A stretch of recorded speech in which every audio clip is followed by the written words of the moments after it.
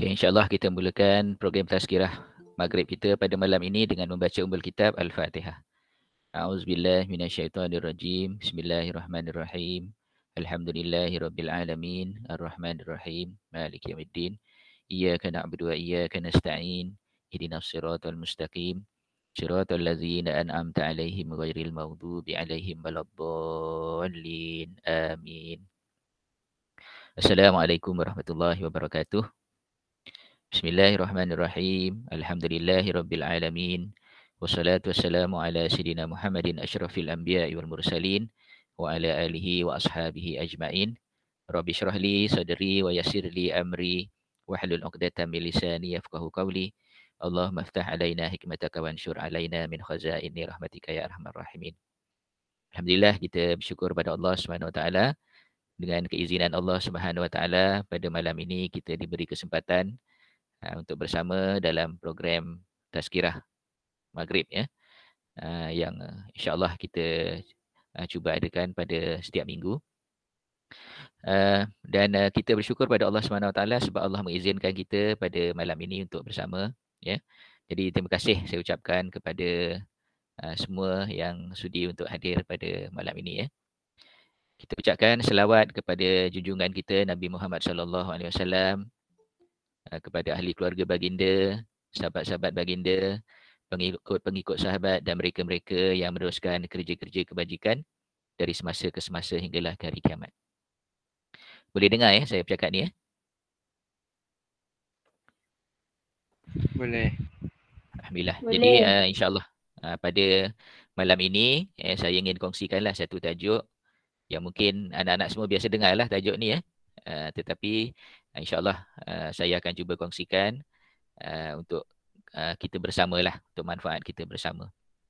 Jadi pada malam ini saya nak kongsikan satu tajuk iaitu agama itu adalah nasihat ataupun ad-dinun nasihah ya. Agama itu adalah nasihat.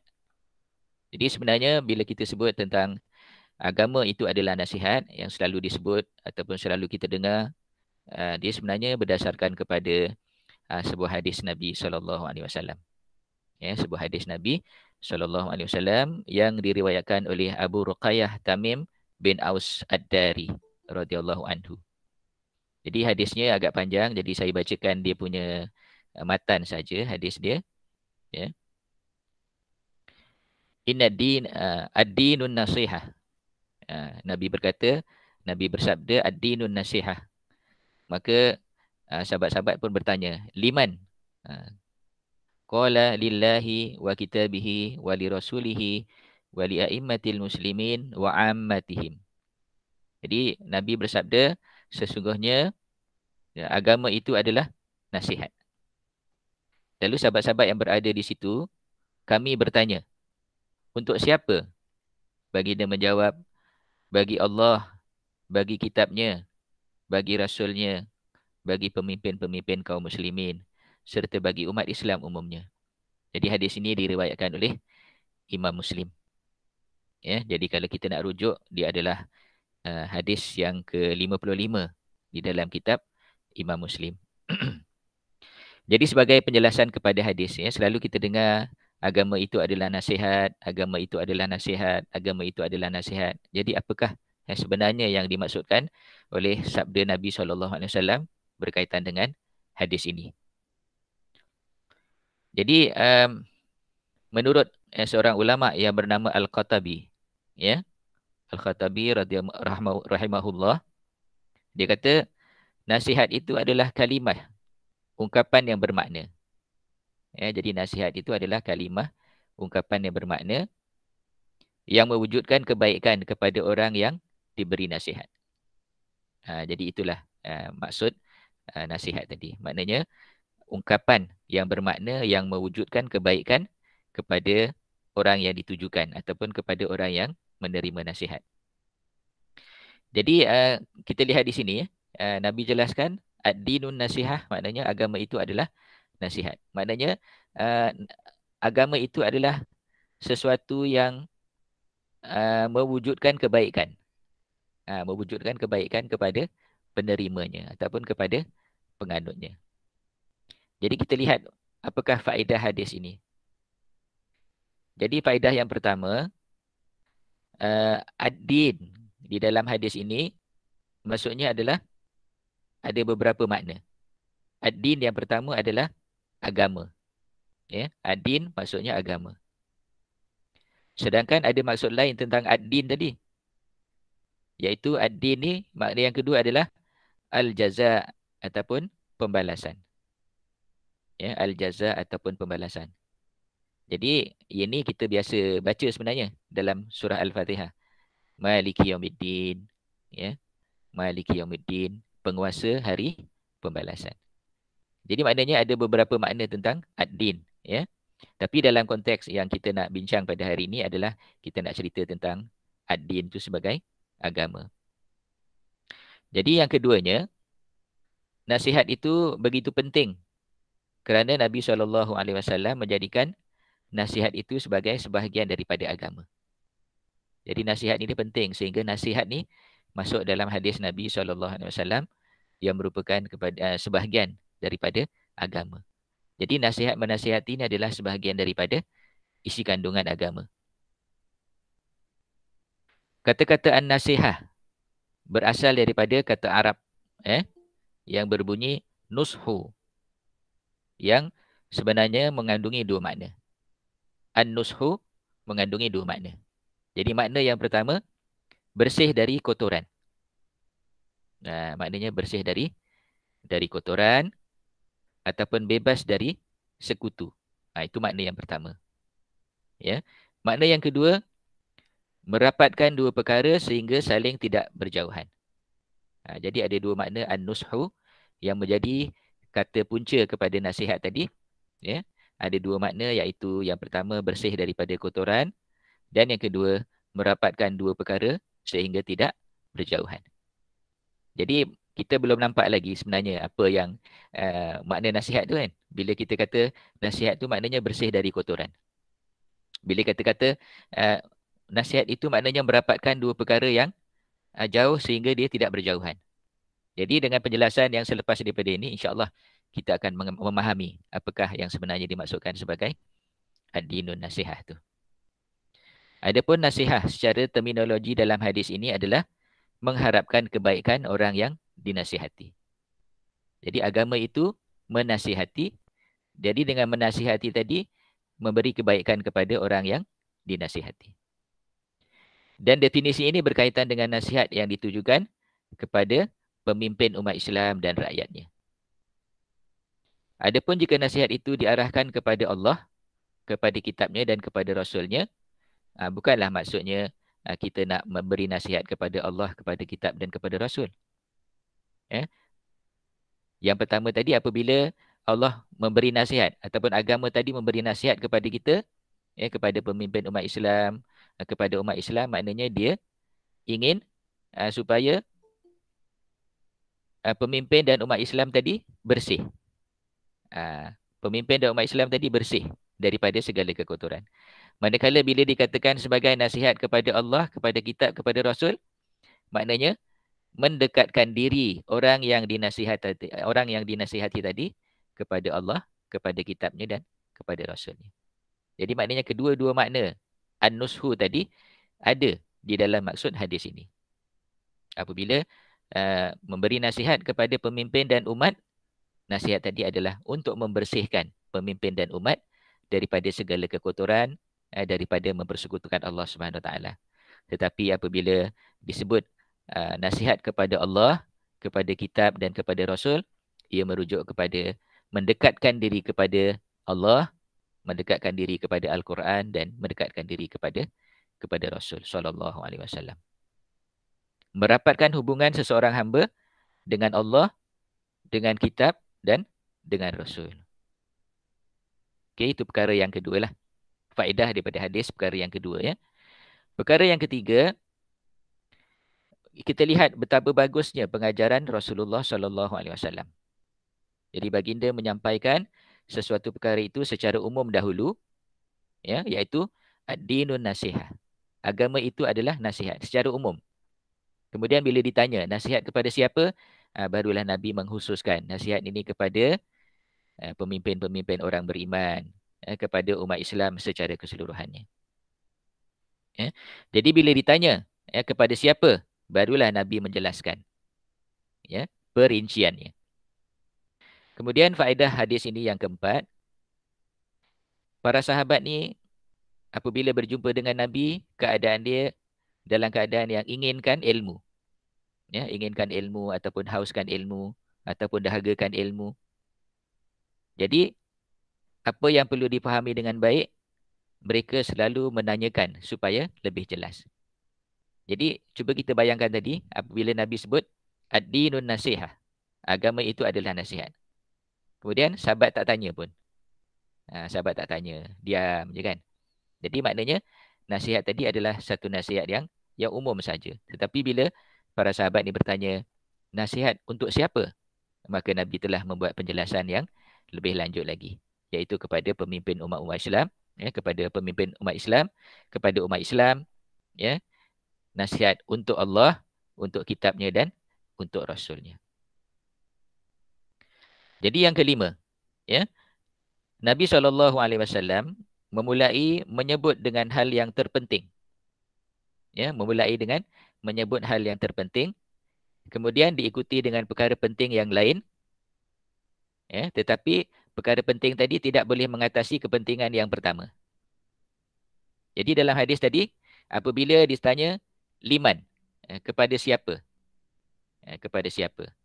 Jadi bila disebut kepada siapa, maka Nabi telah meletakkan lillah dulu, kepada Allah. Wali kitabihi, kepada kitabnya. Wali rasulihi, kepada rasulnya. Kemudian wali a'immatil muslimin, kepada pemimpin umat Islam, dan di belakang sekali kepada muslimin, kepada muslimin secara keseluruhannya. Jadi kita lihat dekat sini bagaimana Nabi menjelaskan dengan terperinci dengan melihat kepada keutamaan. Di mana yang perlu diutamakan, kemudian keutamaan kedua, keutamaan ketiga dan seterusnya. Kepada Allah, kepada kitab, kepada Rasul, kepada pemimpin kaum muslimin dan juga kepada kaum muslimin secara umum. Jadi kita pun nak tengok juga kenapa kitab disebut terlebih dahulu sebelum Rasul. Kan? Nabi yang sebut ni, kitab disebut dahulu sebelum Rasul. Jadi sebab apa? Sebab kitab Allah Al-Quran ini sifatnya kekal. Sebab tu disebut dahulu berbanding dengan Rasul. Jadi Rasul ini tidak kekal. Rasul telah wafat sekarang ni. Kan? Jadi maknanya hadis ini tidak menjadi pertikaian tentang maknanya keperluannya untuk kita memahami mana satu yang paling utama, kemudian keutamaan kedua, keutamaan ketiga dan seterusnya. Namun nasihat kepada Allah, kepada Rasul, kepada kitab dan kepada Rasul ini sebenarnya saling berkaitan. Saling berkaitan. Jadi Allah menurunkan Alkitab, yakni Al-Quran. Kepada siapa? Kepada Rasul. Untuk mengajar kepada siapa? Untuk mengajar kepada pemimpin umat Islam dan untuk mengajar kepada kita umat Islam secara keseluruhannya. Okey.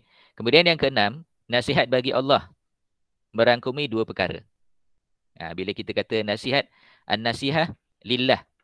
Nasihat kepada Allah ni merangkumi dua perkara. Perkara yang pertama adalah kita ni dinasihatkan supaya mengikhlaskan ibadah kita kepada Allah Subhanahu Wa Taala. Ibadah kita, amalan kita kena ikhlas kepada Allah Subhanahu Wa Taala. Tidak boleh ada dua niat. Tidak boleh ada kita beribadah ni kerana benda-benda lain. Sebab tu kalau kita solat ni, usolli fardal maghribi salasa rakaatin adaan lillahi ta'ala. Saja aku sembahyang fardu maghrib 3 rakaat tunai kerana Allah Ta'ala. Jadi maknanya kita punya ibadah tadi lillahi ta'ala, kerana Allah Subhanahu Wa Ta'ala. Di dalam kita punya doa iftitah pun kita menyebutkan wajjahtu wajhiya lillazi fataras samawati wal ard. Kan? Aku menghadapkan wajahku padanya. Kerana Allah Subhanahu Wa Ta'ala. Jadi maknanya dalam solat tu, walaupun kadang-kadang dalam solat ni kadang kita ada terlupa juga, tapi kita kena cepat-cepat kembali kalau kita kita ada terlupa dalam sembahyang. Jadi syaitan ni dia akan masuklah dari mana-mana lubang kan. Kita terlupa sekejap je, maka dia akan masuk. Kemudian yang kedua tadi, bersaksi bahawa Allah itu Maha Esa. Ya, bila kita kata nasihat lillah tadi, nasihat kepada Allah, maknanya orang yang memberi nasihat ni nak bagi tahu pada kita, kamu ni kena, yang pertama, ikhlaskan ibadah kepada Allah Subhanahu Wa Taala. Kan? Yang keduanya, kamu kena bersaksi bahawa Allah itu Maha Esa. Maha Esa ni maknanya tidak ada yang sama dengan Allah Subhanahu Wa Taala. Ya, tidak ada yang sama dengan Allah Subhanahu Wa Taala. Jadi maknanya Esa dari segi apa? Dari segi zatnya, dari segi namanya, dari segi sifatnya. Itu yang kita kena mengakui. Ya, jadi bila nasihat lillah tadi, maknanya dua perkara yang kita kena pegang. Yang pertamanya, kita kena ikhlaskan ibadah kita kepada Allah Subhanahu Wa Taala. Dan yang kedua, kita bersaksi bahawa Allah Subhanahu Wa Taala itu Maha Esa. Jadi dekat dalam dunia ni ramai orang mencari kebenaran. Ramai orang mencari kebenaran, tetapi tidak berjumpa dengan kebenaran tadi. Sebab apa? Sebab dia tidak mengenal Tuhan. Kan kita nak cari kebenaran, kita carilah kebenaran sehinggalah kita mengenal Tuhan. Kalau kita tak kenal Tuhan, kita belum lagi jumpa kebenaran. Ya. Kemudian nasihat bagi Alkitab. Ya. Nasihat bagi kitab. Yang tadi nasihat kepada Allah, yang ini nasihat kepada kitab. Jadi bila dikatakan nasihat kepada kitab, maknanya Nabi menasihatkan kepada kita supaya yang pertamanya membela Al-Quran. Membela Al-Quran, jangan sampai kita menyelewengkan Al-Quran ataupun kita memelihara Al-Quran supaya tidak diselewengkan, supaya tidak diubah maknanya, supaya tidak diubah ayat-ayatnya. Kan musuh-musuh Islam ni dia cuba untuk mengubah ayat-ayat Quran, kan, untuk mengubah makna-makna ayat Quran, ya, untuk menciptakan surah-surah baru, kan. Jadi kita pun dah tahulah ada orang yang cuba untuk mencipta surah-surah baru yang kononnya dia adalah sebahagian daripada Al-Quran. Jadi kalau kita jarang baca Al-Quran, maka kita mungkin akan tertipulah, sebab kita tak biasa baca Quran. Kalau kita biasa, kita akan dapat tahu ini adalah surah yang betul ataupun surah yang tidak betul. Kemudian yang keduanya adalah membenarkan setiap apa yang dikhabarkan di dalam Al-Quran. Apa saja yang dinyatakan dalam Al-Quran, kita kena benarkan. Kita kena anggap dia sebagai betul, tanpa ada keraguan. Ya, dalam surah Al-Baqarah, Allah menyebutkan, Zalikal kitabu la raiba fih. Ya, ini adalah kitab yang tidak ada keraguan padanya. Hudan lil muttaqin. Memberi petunjuk kepada orang-orang yang bertakwa. Yang ketiga, nasihat daripada Alkitab ni adalah menjalankan setiap perintah di dalam Al-Quran. Ya, menjalankan perintah Allah Subhanahu Wa Taala di dalam Al-Quran. Menjauhi setiap larangan Allah di dalam Al-Quran. Dan seterusnya mengimani bahawa hukum yang ada di dalam Al-Quran adalah sebaik-baik hukum. Tidak ada hukum yang sebaik hukum yang terdapat dalam Al-Quran. Jadi kita kena meyakini. Yang bila dikatakan nasihat lil kitab, nasihat kepada kitab, maka inilah perkara yang kita kena pegang. Kita kena bela Al-Quran. Kita kena benarkan kata-kata dalam Al-Quran. Ya. Laksanakan perintah Allah, tinggalkan larangannya. Okay. Mengimani bahawa segala hukum hakam yang terdapat dalam Al-Quran adalah yang benar. Ya. Kemudian mengimani bahawa Al-Quran itu adalah firman Allah Subhanahu Wa Taala. Ya. Al-Quran itu adalah firman Allah Subhanahu Wa Taala. Ya, jadi ada orang yang tidak percaya Al-Quran itu adalah firman Allah Subhanahu Wa Taala. Jadi Allah menjelaskan siapa-siapa yang ragu-ragu, ya, siapa-siapa yang ragu-ragu tentang Al-Quran ini, buatlah satu surah seumpamanya ataupun buatlah satu ayat seumpamanya kalau boleh. Dan saya tidak akan ada siapa yang mampu untuk menciptakan satu surah ataupun menciptakan satu ayat yang seumpama ayat-ayat yang difirmankan oleh Allah Subhanahu Wa Taala di dalam Al-Quran. Kemudian yang ke-8 adalah nasihat bagi Rasul. Nasihat bagi Rasul ataupun nasihat kepada Rasul mencakupi yang pertama, kita dinasihatkan supaya mengikut Rasul. Ataupun dalam bahasa Arab disebut ittiba'. Ittiba' Rasul. Ittiba' kepada baginda Rasulullah sallallahu alaihi wasallam. Mengikut apa yang ditunjukkan oleh Rasulullah sallallahu alaihi wasallam. Mengimani bahawa baginda adalah utusan Allah, ya, dan kita tidak mendustakannya. Baginda adalah utusan yang jujur dan dibenarkan. Kita beriman bahawa Nabi ini ada sifat-sifat yang mulia, iaitu siddiq, amanah, tabligh, fatanah. Menjalankan arahan dan juga larangan. Arahan kena jalankan ataupun kena ikut, larangan kena tinggalkan. Sebagaimana dengan Al-Quran tadi, apa yang diperintah oleh Allah SWT dalam Al-Quran, kita ikut.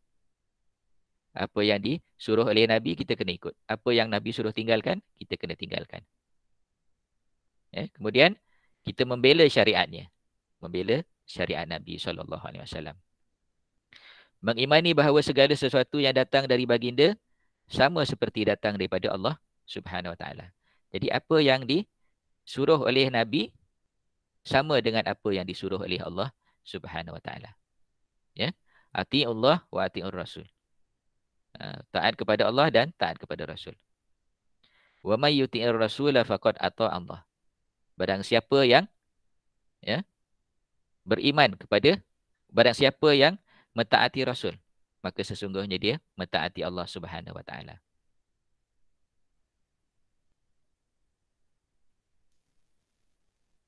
Kemudian membela Nabi SAW ketika masih hidup, Nabi dah tak ada dah. Jadi kalau kita, memang kalau tak adalah, ya, Nabi telah meninggal dunia. Jadi sahabat-sahabat Nabi dulu membela Nabi, kan? Sahabat-sahabat dahulu membela Nabi. Jadi kita ni, bila kita lahir saja, Nabi dah tak ada dah. Jadi kita membela Nabi daripada dihina, kan? Daripada dikeji, daripada didustakan. Jadi kita kena bela Nabi walaupun Nabi telah tak ada. Kan? Ada orang yang menghina Nabi dengan melukis gambar yang bukan-bukan. Kita kena bela Nabi. Ya, kita kena rasa ini adalah satu yang tidak layak untuk digambarkan sebagai Nabi. Kan? Kemudian yang ke-9, ya, nasihat kepada pemimpin-pemimpin kaum muslimin. Jadi nasihat kepada pemimpin kaum muslimin ni, kaum muslimin pemimpin dia ni ada dua golongan lah. Yang pertama adalah ulama-ulama yang mengikuti jejak langkah Nabi. Itu adalah pemimpin kaum muslimin. Ya. Pemimpin kaum muslimin adalah orang-orang yang ulama yang mengikut jejak langkah Nabi, mengikut ilmu, mewarisi ilmu Nabi, mewarisi kerja-kerja Nabi, kan? Melaksanakan berdakwah, ya, menyeru manusia kepada kebenaran, menyuruh manusia supaya meninggalkan kemungkaran. Itu adalah pemimpin kaum muslimin yang pertama. Dan pemimpin kaum muslimin yang kedua adalah yang dipanggil sekarang ni, kalau dalam khutbah dipanggil ulil amri, iaitu pemimpin-pemimpin yang maknanya menduduki jabatan-jabatan di dalam pentadbiran kerajaan. Jadi kita pun kena taat juga kepada pemimpin selagi pemimpin tadi tidak menyuruh kita melakukan perkara yang melanggar perintah Allah Subhanahu Wa Taala. Kemudian yang ke-10-nya adalah nasihat kepada ulama. Nasihat kepada ulama. Maknanya apakah yang kita perlu buat apabila ada ulama ni? Yang pertama, kita kena mengasihi ulama. Sebab ulama ni adalah orang yang mempunyai ilmu, dan ilmu dia adalah ilmu yang diturunkan daripada Rasulullah SAW. Kemudian kita juga perlu menolong mereka dalam menjelaskan kebenaran. Kita kena menjaga kehormatan mereka. Ya. Apabila mereka melakukan kesalahan, kita kena nasihati mereka dengan baik. Dan kalau kita berkesempatan dan kalau mampu, kita kena mengingatkan mereka dalam kebaikan, ya, dengan cara-cara yang baik. Dengan cara-cara yang baik. Jadi pendek kata, dengan ulama ni, maknanya kita tidak boleh mencerca, menghina, ya, sebab ulama ni adalah merupakan pewaris kepada Nabi. Al-ulama warasatul anbiya. Yang ke-11 adalah nasihat kepada penguasa. Ya, nasihat kepada penguasa. Jadi penguasa yang baik tadi kita kena ikutlah. Ya, kita kena sebarkan kebaikan-kebaikannya. Ya, kita kena sebarkan kebaikan-kebaikan yang mereka buat. Kalau mereka baiklah. Dan kita kena menjaga keaiban mereka. Jadi kadang-kadang orang baik ni pun ada keaiban juga kan. Kita ni pun, semua kita ni pun ada keaiban. Jadi kita ni kelihatan baik sebab apa? Sebab Allah tutup keaiban kita. Kalau Allah buka keaiban kita, banyaklah keaiban yang ada pada kita. Jadi kita masih lagi ditutup keaiban kita oleh Allah Subhanahu Wa Taala, dan janganlah kita membuka keaiban orang lain supaya Allah menjaga keaiban kita. Ya, sampailah kita mati nanti. Ya. Kemudian yang ke-12, di dalam masyarakat Islam, pemimpin atau penguasa mesti ada. Baik yang memimpin masyarakat ataupun masyarakat yang lebih khusus. Jadi, kita tak boleh hidup dalam satu masyarakat yang tak ada pemimpin. Kan? Sebab apa? Sebab ada perkara-perkara yang kita perlu buat dalam bentuk organisasi. Kan? Kita tak boleh hidup seorang-seorang. Tak boleh hidup keluarga kita saja. Kita kena ada masyarakat, kena ada pemimpin dalam masyarakat. Ya, untuk melaksanakan tuntutan agama. Kan? Jadi kalau kita sendiri saja, kita nak sembahyang berjemaah pun tak boleh. Kan? Kalau kita bersendiri saja, kita nak lakukan sembahyang Jumaat pun tak boleh. Jadi maknanya kena ada masyarakat, kena ada pemimpin. Kemudian yang berikutnya, nasihat kepada orang awam. Orang awam ni kita lah. Ya, orang awam ni kita. Apakah nasihatnya? Jadi Imam Nawawi telah menjelaskan bahawa kita perlu menasihati sesama Muslim. Iaitu menunjukkan berbagai nasihat dalam urusan dunia dan juga urusan akhirat. Jadi kalau kita ada ilmu, kita kena ajarkan ilmu kita. Kan? Jadi kita ni semua adalah penuntut ilmu dan pengajar ilmu. Jadi ilmu yang kita ada ni kita kena gunakan untuk kebaikan. Ilmu yang kita ada kita kena ajarkan supaya ilmu tadi memberi manfaat kepada kita, bukan saja di dunia ini tetapi juga di akhirat nanti. Sebab apa? Sebab ada orang yang tidak tahu ilmu yang kita ada. Mungkin dengan kita mengajarkan ilmu kita kepada mereka, menjadikan kehidupan mereka lebih baik. Dan satu lagi, satu pesanan kepada sesama kita, iaitu menjaga aib. Tadi kita menjaga aib pemimpin-pemimpin. Yang ni pula kita menjaga aib sesama kita, iaitu sesama masyarakat. Kemudian sebuah hadis Nabi SAW, sebelum kita mengakhiri kita punya perkongsian pada malam ini, yang bermaksud sebuah hadis Nabi SAW, seorang mukmin itu biasa menutupi aib saudaranya dan menasihatinya. Sedangkan seorang pelaku dosa biasa membuka aib dan mengejek-ejek saudaranya. Ya. Jadi maknanya, ini sebenarnya kata ulama, bukan hadis. Kata ulama ni Al-Fudail. Fudail bin Iyad. Fudail bin Iyad menjelaskan, dia kata seorang mukmin itu biasanya menutupi aib saudaranya. Pada masa yang sama menasihatinya. Jadi kita tutup aib dia kalau kita nampak dia lakukan perkara yang tidak sesuai dengan agama kita, maka kita kena tutup aib dia tu dan kita kena bagi nasihat yang baik kepada dia supaya dia berubah. Kan, kalau kita ni dapat mengubah seorang yang melakukan maksiat menjadi seorang yang baik, ya, dia berhijrah daripada perkara lama, perkara buruk kepada perkara baik, kita pun akan turut sama mendapat ganjaran sebagaimana perbuatan-perbuatan baik yang dilakukannya. Kan? Apatah lagi kita dapat mengislamkan seorang yang bukan Islam, kan? Kita dapat mengislamkan satu anugerah yang besar, ya. Kalau kita nak bandingkan dengan dunia dan isinya pun kita takkan mampu nak bandingkan maknanya kebaikan yang Allah akan beri bagi orang yang menunjukkan kebaikan ataupun menunjukkan kebenaran kepada orang yang belum nampak kebenaran. Ya. Kemudian Hasan Al-Basri berkata, yang bermaksud, sesungguhnya hamba yang dicintai di sisi Allah adalah orang yang mencintai Allah. Ya, sesungguhnya hamba yang dicintai oleh Allah adalah seorang yang mencintai Allah.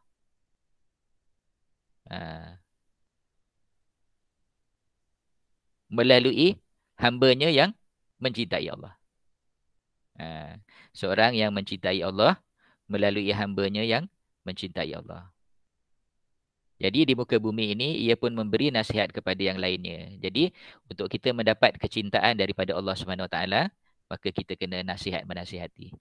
Dan kalau kita ingat lagi, ya, dalam surah Al-Asrah kita selalu, bila kita tutup majlis, kita baca surah Al-As. Jadi dalam surah Al-As tu ada perkara-perkara ini disebutkan. Ya. Sesungguhnya, demi masa, sesungguhnya manusia itu berada dalam kerugian, kecuali orang yang beriman dan beramal soleh. Berpesan-pesan dengan kebenaran dan berpesan-pesan dengan kesabaran.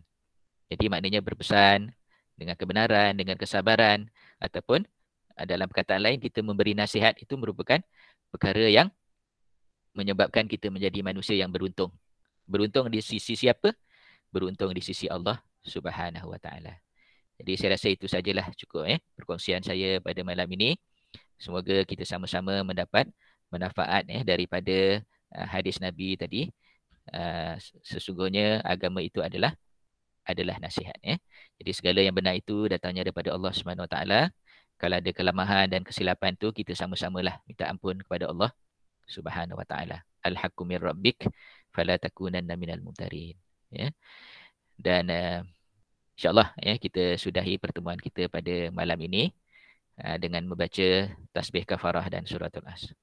Subhanakallahumma wa bihamdika asyhadu an la ilaha illa anta astaghfiruka wa atubu ilaik. Bismillahirrahmanirrahim. Wal 'ashr innal insana lafi khusr illa allazina amanu wa amilus solihat wa tawassaw bil haqq wa tawassaw bis sabr. Assalamualaikum warahmatullahi wabarakatuh. Jumpa lagi di masa lain, insya-Allah. Waalaikumsalam. Thank you, Prof. Okey, sama-sama. Waalaikumsalam. Thank you, Prof. Welcome. Thank you, Prof. Sama-sama. Thank you, sir. Okey, sama-sama. Thank you, sir. Welcome.